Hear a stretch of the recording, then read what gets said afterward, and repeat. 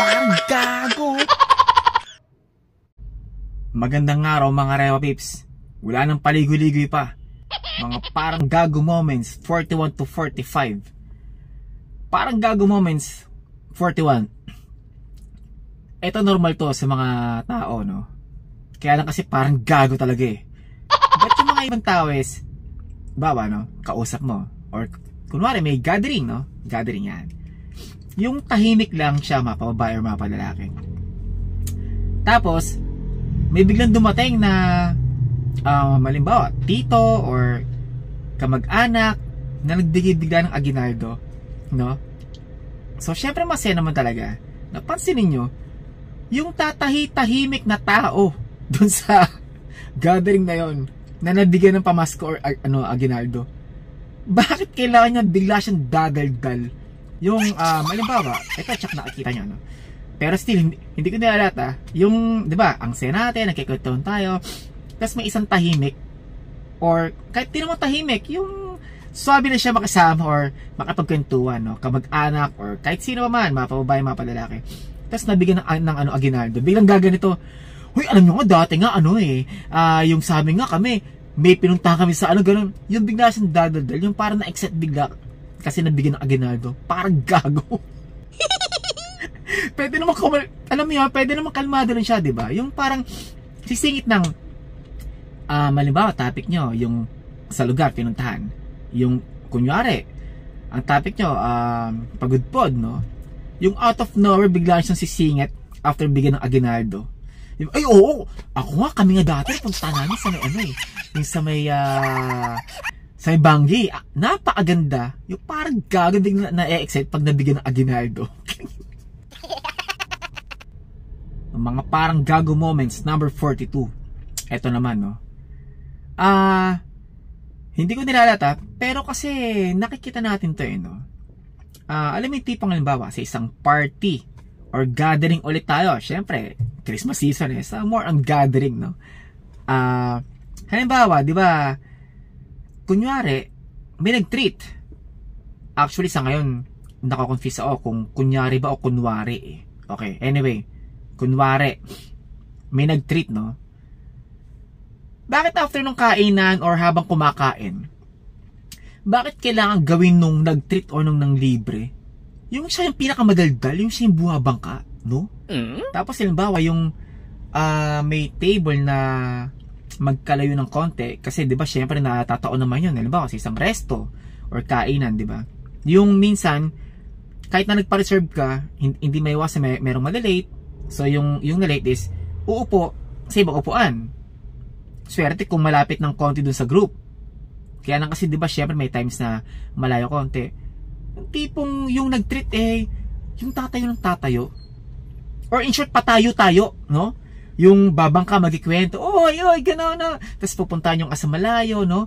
Samantalang pwede niyo namang gawin na pagkatapos kumain, 'di ba? Syempre magte-thank you 'yan, 'di ba? Or yung magkikwento-kwento pa kayo, banding konti, no? Ba't kailangan gawin na habang kumakain, patayo-tayo ng libre or yung ng treat, tapos ang lakas ng boses. Oy, pare, andiyan ka pala! Oy, ano mo, kumusta kay kumare, ha? Ang tagal ko siya hindi nakikita. Tapos, babalik na sa isang upuan na samantalang tagagaling niya lang doon. Alam mo, tipong parang nagpapapansin siya pabalik-balik. Siguro, para pag-usapan siya na, pare, big time siya ng libre. Gago, no? Hindi na lang kumalma yung pwede naman siguro makapagkwentuhan ng di ba, yung simple lang, yung or dissenting dating or yung konting may pagka-gentleman, no? Gago. Kailangan magpatayo paulit-ulit yung paggagaling dito.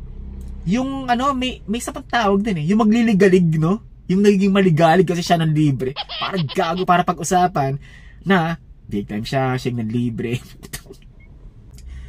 Parang gago moments, number 43. Ito naman, hindi ko nilalahat,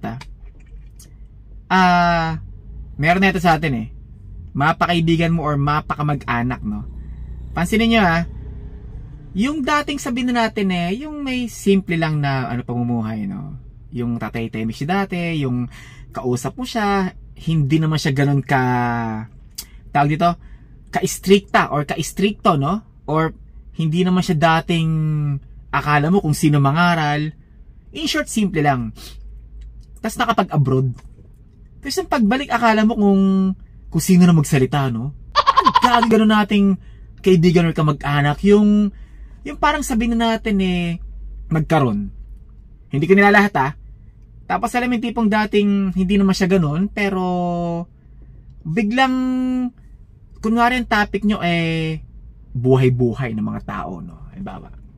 Halimbawa lang may isang kamag-anak pinag-uusapan nyo na yan kasi dapat kasi dati ganito ginawa niya Halimbawa, kahit sa uri ng pamumuhay, trabaho or negosyo, yung bigla siyang, since galing abroad, yung maging akala mo siya na laging tama, yung babangka, yung mangangaral, dapat nga kasi ba't ba kasi dating ginawa yan Kasi dapat dapat ganito ginawa niya, bla bla bla, yung akala mo kung sino na, yung parang gago yung mga ganun, no? Ano bang pinagkaiba nung, porque galing kang abroad, na nag-work ka, tas nagkaroon ka ng konti, yung bigla ka ng gaganon, parang gago. Nila, hindi ko nilalahat pero ang daming ganun ng mga parang gago Parang gago moments, number 44. Ito ulit. Balik ulit sa mga ibang mga galing abroad. Hindi ko nilalahat pero kasi talagang parang gago Ito ulit, no? Halimbawa, ang tagal na rito, di ba? So nakapag-abroad, no? Sabihin na natin syempre kahit paano, bago naman siya nakapag-abroad, is alam niya naman yung kalakaran sa Pilipinas, di ba? Pagdating sa traffic, sa diskarte, mga ugali ng mga tao, pamumuhay ng mga tao. Although hindi mo 100% kabisadong bawat isa, pero siguro naman majority alam mo yung naging culture, di ba? Yung mga naging attitude, etc. bla bla bla. Yung galing abroad, let's say mga 1-year contract or 6 months or 2 years, no? Kahit saang lugar pa man yan, syempre nagbalik bayan, di ba? Syempre excited yan, gagalayan kung saan, which is normal naman. Syempre kailangan mong sulitin yung yung buhay mo, or yung mga, let's say, yung mga kinita mo, syempre kailangan mo rin mag-enjoy, di ba? Ang mga parang gago lang, hindi ko nilalahat yung nagiging mapunahin na, okay, sige, granted, naging, or nasanay sila dun sa batas, or naging laws, or, okay, sige, naging mga batas dun sa lugar na kung saan man sila na-assign, no? Halimbawa sa batas trapiko, meron ng cut or may biglang sumingit, hindi na signal light. Yung gaganito bigla, naku, bawal sa Amerika, yung gagawin niya nun, huhulihin ka dun. Alam mo, hello, wala ka sa Amerika or wala ka man kahit saang lugar. Ang tagal mo sa Pilipinas. Hindi pa rin alam yung driving system dito. Parang gago. Yung nag-iiba ugali, no? Diba, may mga kaibigan tayong gano'n, may mga kamag-anak tayong gano'n. Pag gumanong bigla, biruin nyo, parang ang gago. Ganonin mo. Parang gago. Hindi na nasanay sa atin. Lahat pupunahin. Halimbawa, may opisina rin ng palpak, no? Sasabihin niya, alam mo, sa amin, dun sa, lugar sa amin, bawal lang, dapat ganito. Alam mo na, ganun dito, ba't ang tinupo na? Di ba malik ka ron? Parang gago. Parang gago moments, number 45. Ito naman, ito bira ito mapansin, no? Sa mga tao, syempre, kamag-anak natin or kaibigan natin. Pero pag maging alisto ka, papapansin mo to. May mga taong umiiwas para mapag-usapan siya. Halimbawa, ito, maintindihan nyo to. Halimbawa, sa isang gathering, no? Or pagtitipon, kahit ilan lang kayo, 3, 4, 5, etc. Nagkakakwentuhan kayo.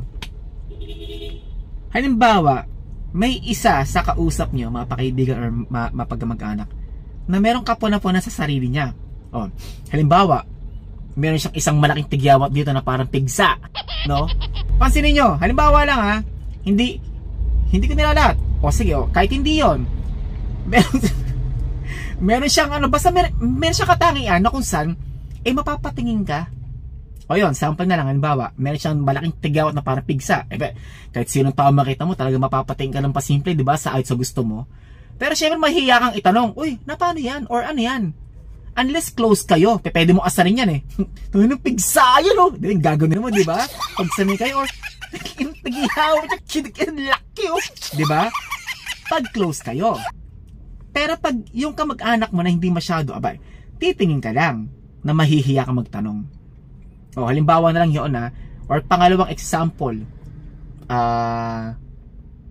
ayoko man sabihin to, pero sige, halimbawa na lang, total hindi naman natin, may peklat siyang malaki dito. Or kahit saan, or kahit, basta in short, kapuna-puna, no? Pansinin nyo, yung taong kapuna-puna, lalo na pag may kaya, syempre, yung may topic, alam mo yung tipong, pag napapansin niya, na napapatingin na kayo sa kanya, yung bigla siya maggagawa ng topic o ng usapan na, halimbawa, ako yung, kapuna-puna, no? Tapos, merong isang tao na kaya ko, in short, kahit deep inside, kaya ko siya laitin, no?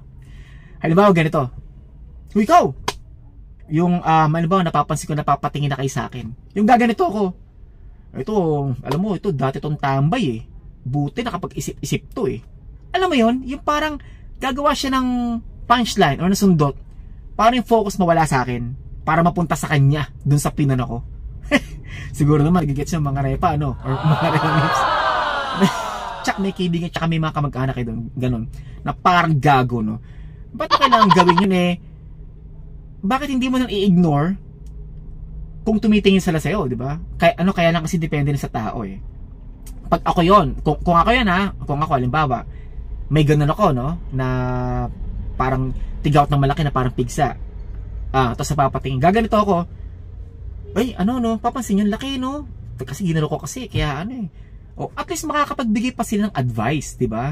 Halimbawa, ikaw nagsabi sa akin, pwede ko pa sabihin sa'yo na, basta mo nang gagalawin, bro, magkalamansi ka, makakatulong sa'yo. Kalamansi, tsaka maraming tubig, inom ka ng inom, hayaan mong umihi ka ng umihi. Na ganon. No, parang gago, ba't mo kailang ilihis yung topic eh? Samantal napapatingin lang naman, di ba? Tsaka sa ayot sa gusto mo, kahit umalis ka ron, meron pa rin mapapatingin dyan sa kapuna-puna sa'yo na ibang tao.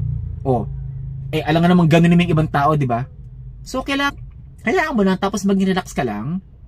Tsaka anong magagawa mo, binigay ni Lord sa'yo yun, di ba?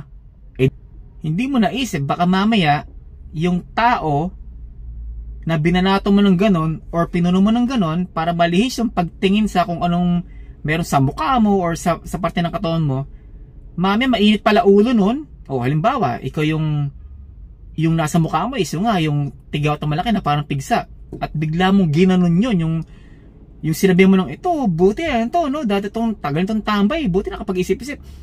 Mamaya mainit pala ulo nun, bigla kang sinapak at pinunteriya, o doon ka sinapak doon sa may malaking tigaw na parang pigsa. Baka mamaya bigla ka mabigla, pagsapak na pagsapak, pagtingin mo, kalahati na pala ng mukha mo yung maga. Di mas maraming titingin sa inyo yun. Kaya huwag kang parang gago. Parang gago, hayaan mo rin ganun. Masyadong conscious sa sarili mo. Alright mga Repips, dito na lang muna, no? Sana may napulot kang aral. Marami pa akong susunod, mga parang gago moments.